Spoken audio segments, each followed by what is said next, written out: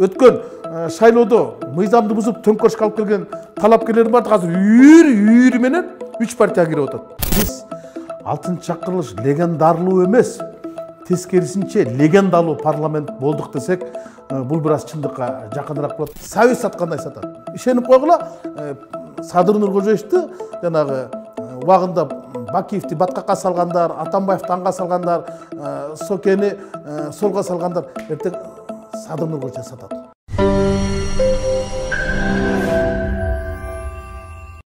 Рыскелди Чынөкөч, саламатсызбы? Сиз менен ушул саясий коомдук темаларда маектешели деп турабыз. Мынакей кечээ эле Жогорку Кеңештин жыйынында сиздин кесиптешиңиз ушул өлкөнүн президенти Жогорку Кеңештин азыркы чакырылышын, 6-чы чакырылышын легендарлуу парламент деп атаганын айтты да. Мына сиз да ушул чакырылыштын депутаты болуп эсептелесиз. Сиз муну кандай кабыл алдыңыз? Чын эле сиз өзүңүздү легендарлуу парламенттин мүчөсүмүн деп эсептейсизби? Мындайда ушул аябай актуалдуу маселеге айланып кетти да. Легендарлуу парламент деп аталып кеткеничи социалдык тармактарда ушул жайнап кетти, суроо болгондук иштеп. Мен тескерисинче айтам, биз 6 чакырылыш легендарлуу эмес, тескерисинче легендалуу парламент болдук десек, бул бир аз чындыкка жакыныраак болот. Анткени биз жөнүндө эмне деген легендалар айтылган жок. Кандай гана эл атаган жок. Же дөөлөт түтпөдү, же мээнет бүтпөдү да. Чынын айтканда ушул. Же дөөлөт түткөн жок, же мээнет бүткөн жок. Анан кесиптешим айтпадыбы? Президентибиз Садыр Нуркожоевич легендарлуу парламент деп айтты деп. Мен ушуга ишенбейм да. Кантип ушу президентибиз Садыр Нуркожоевич ушул кишиге ошентип айтты дейсиң? Бул менимче президенттин атын жөнү эле кошуп койду го дейм. Анткени ошол мыйзамды сунуштап, бул финтех боюнча мыйзамды алып чыккан ушул сөздү айтты да, ортого чыгып сүйлөгөндө. Анан анда да айтты да, президентибиз Садыр Нуркожоевдин тапшырмасы менен иштелип чыккан мыйзам деп. Эми президентибиз Садыр Нуркожоевдин кабинет министри бар, аппараты бар, башкы прокурору бар, жогорку соту бар, мыйзамды демилгелетирген. Ал киши эмне үчүн ушул 4 орган аркылуу демилгелебей, ушул депутаттар аркылуу демилгелет? Мен буга да ишенбейм. Бул жөн эле президенттин атын жаманатты кылып койдуго, сатып койдуго деп дегелечи. Мындай да, бизди мен жана жогоруда айтып кетпедим, легендарлуу парламенттин лыгысына да татыбайбыз. Легендалуу десек, биз жөнүндө кийин бир кайсы муун өткөндөн кийин ушундай парламент болгон, 6 чакырылыштагы алардын мөөнөтү да ушундай болгон, өздөрү да мындай болгон, 3 президентти алмаштырган, 3-чү президент, анан кийин мынча министрди алмаштырган, мынча премьер-министрди алмаштырган, анан ал парламент мындай болгон соң, бул жомок да. Анан ишенбеши мүмкүн да. Ишенбешим да, кантип ушундай парламент болсун десе, алар убагында ушундай чечимдерди кабылышкан, алардын убагында конституцияда артык иштеп кеткен, алардын убагында шыр окуй албаган депутаттар да болгон, орусча сөз айта албаган депутаттар болгон десе, таң калышы мүмкүн да. Кийин бир 50 жыл, 20 жыл кантип ушундай парламент болсун деп, ошого салыштырма айтканда биз легендалуу парламент десек туура болот да. Анан дегеле азыр мындай да, президенттин атын жамынгандар өтө ар болуп кетти да. Азыр ким менен сүйлөшпө? Мынтет да, 01 айтты дейт. Мынтет колун көргөзөт. 01-ге кирип чыктым, 01 мага уруксат берди. Ой, капырай, каяка уруксат берди? Мен шайлоого бара турган болдум. Кайсы менен бара турган болдум? Бул менен баратын 01 айтты. 01 уруксат алдында Садыр Нуркожоевичке анын депутат болгон болбосу кыпындай дагы зыян пайдасы тийбейт.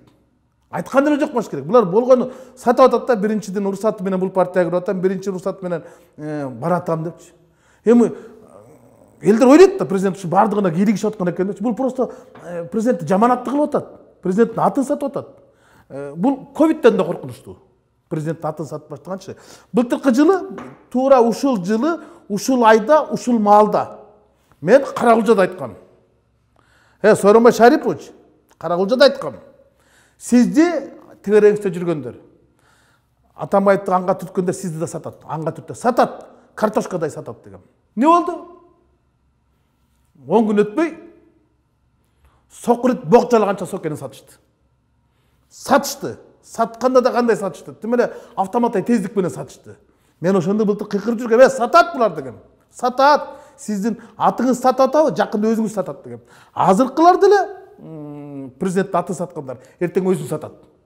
Бұны бір күн көрдей көргіле. Азыр ошол эле тиги өткөн шайлоодо мыйзамды бузуп төңкөрүшкө алып келген талапкерлер бар. Азыр үйүр менен 3 партияга кирип атат. 3 партияга үйүр менен кирип атат. Анан ошолордун баардыгы азыр президенттин атын сатып атат. Анан ушул коркунучта бүгүн президентти сатса, эртең алар добушун сатып алат. Анан кайта сатат.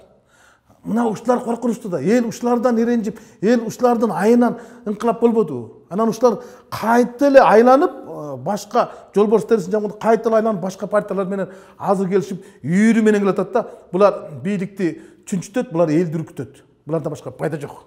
Булардан. Анан ушундай нерселер көбөйүп кетти. Анан өтө этият болуш керек да. Күндөн күнгө эле бардыгы эле ажоонун атын сатып башташты. Мен ушул авал коркунучка кетти. Былтыр туура ушундай тездик менен өнүккөн окуялардын бардыгычы азыр деле ошол калыпта кетип баратат да. Бул өтө опурталдуу шайлоонун алдында ушинтип 0-1 анан кийин тияктан уруксат алдык, бияк менен сүйлөштүк, кирип чыктым дейт. Калп. Мен деле билем президентке кимдер кирип чыкканын биз деле билебиз да, бирок кирбегенде деле кирдим деп атын сатып башташты. Сатат. Сабыз саткандай сатат. Ишенип койгула, Садыр Нуркожоевди жанагы убагында Бакиевди баткакка салгандар, Атамбаевди аңга салгандар, Сокени солго салгандар, эртең Садыр Нуркожоев сатат. Сатат. Сабыз саткан эле сатат. Башка буларда неме жок, булар тажрыйбалуу саткындар. Саткындар мына ушулардын бардыгы үйүлүп, азыр элди үркүтүп кайта шайлоого баратат да. Азыртан уже атын сатып башташты. Мен корком ушу. Эртең өзүн да сатат депчи. Ачык эле айтам, сатат булар. Маектин жүрүшүн башка нукка бурсак, жогорку кеңеште ушул финтех боюнча мыйзам долбоорун өткөрүү аракети көптөн бери болуп келүүдө. Ошого байланыштуу өлкөнүн улуттук банкына бир топ сындар айтылып келатат. Сиз ушулар боюнча кандай ойдосуз? Мындан сырткары ушул Кумтөр кенинен өндүрүлгөн алтынды дүйнөлүк рынокко чыгарып сатуу боюнча Кыргызстан аккредитациядан ажыратылды. Эми ушул алтынды сатуу жагынан мындан аркы тагдырыбыз кандай болот? Мындай да, мен ушуну тиги Акылбек Үсөнбекович айтпады. Биз буну сезгенбиз, биз ушундай болорун күткөнбүз депчи. Андан мурун эмнеге айтпайт? Күткөн болсо. Ушундай тоокелчиликтер бар айтпайт беле? Мен айткам. Мен азыр да айтам. Азыр Улуттук банк кеч айтты. Биз Кумтөр менен эч кандай келишим жок, алтын сатуу боюнча алака-малакабызды болгон эмес деп айтты. Бирок буга чейин теңиз бөлтүрүп айтып койгон да. Биринчи партия алтынды 29 миллион долларга Улуттук банкка саттык. Мындан кийин биз алтынды өзүбүздүн Улуттук банк аркылуу эле сата беребиз деди эле. Кече Улуттук банк айтты. Жок, урдуруп атат алар. Бизде андай келишим болгон эмес деди. Мындайча айтканда эч кандай келишим жок, биз албайбыз деди. Бирок сен алып алгансың да.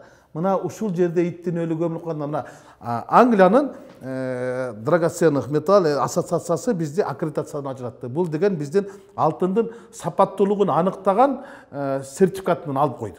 Сертификатында мындай дүйнөлүк рынокко чыгарбай турган тоскоолдук жаратты. Бул деген эмнени билдирет? Бул деген Кыргыздын алтынын эч ким мындай өз баасын албайт. Алса дагы өтө төмөнкү баада алат. Же болбосо мындайча айтканда эталон болбой калды да. Анан мен буга чейин болжоп келгем. Азыр ушул эле ассоциация Улуттук банктын дагы аккредитациядан ажыратып коюшу мүмкүн. Анткени Улуттук банк буга чейин ушу чатак аралаша алган. Ошо жанагы арсар алтынды сатып алган.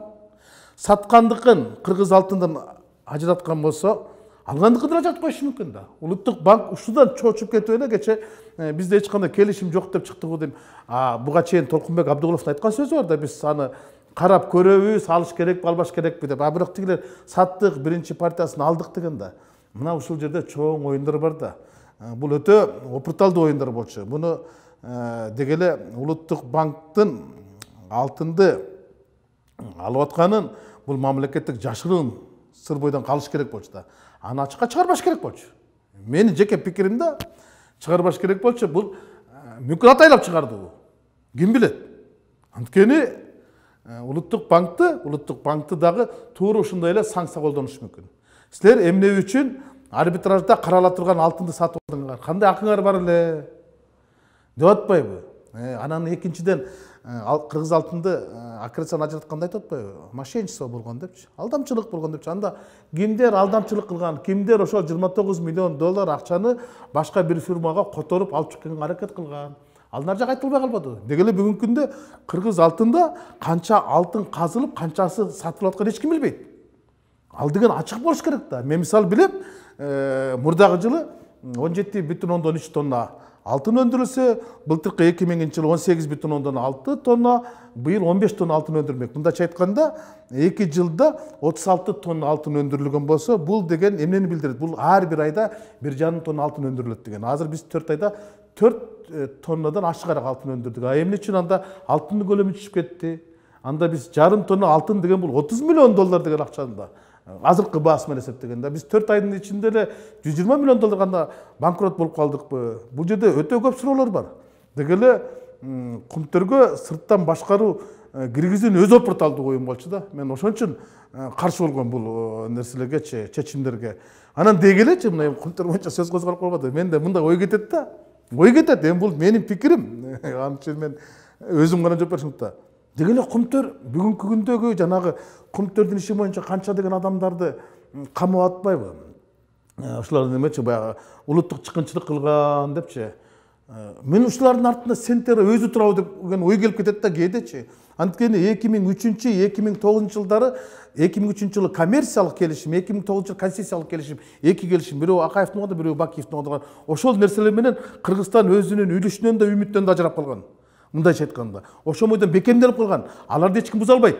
Буза албайт болгон болчу. Анткени конституциялык чечим, соттун чечимини бекитип берген. Андан кийинки келген бийликтегилер ал дуалды чепти буза алмак эмес. Анан ошол жактагы адамдар бири дагы мындай камалбай, андан кийинкилер камалып аткандан кийин мен ойлойм да. Бул эми баягы ошол эле Бабанов, Сариев, Абылгазиев, Жомарт Отурбаевдер булар Кумтөрдүн куйругунан кармап булгаган да, тарткылашкан да, тигиндей эмне депчи. Анан ошолорду эле чалап атуу дейм да.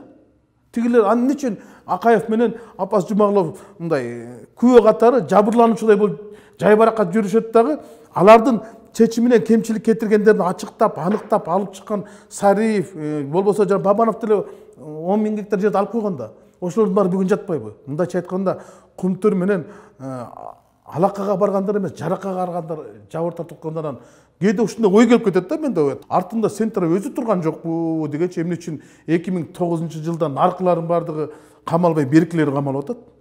Кылмыштын бардыгы ар жакта болгон да деген ой келет да. Деги эле ошо улуттук банк дагы ушундай ыплас нерселерден алысыраак болуш керек. Анан улуттук банкты да азыркыча ошол финтекс мыйзам менен буну алыстандырыш керек, буну өкмөткө баш ийдириш керек дегенче бул улутка болгон чыккынчылык.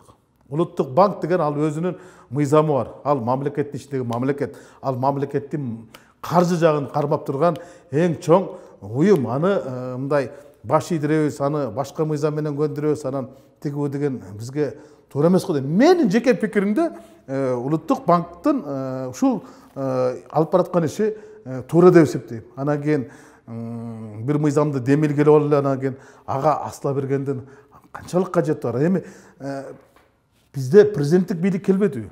Президент кааласа аны деле жылдырып коет да, кааласа аны деле анын атын жамын алып эле бул президенттин тапшырмасы менен иштелип чыккан мыйзам, муну колдоп койгула деле президенттин атын сатып таңуулай бериштин мага кереги жок дейт.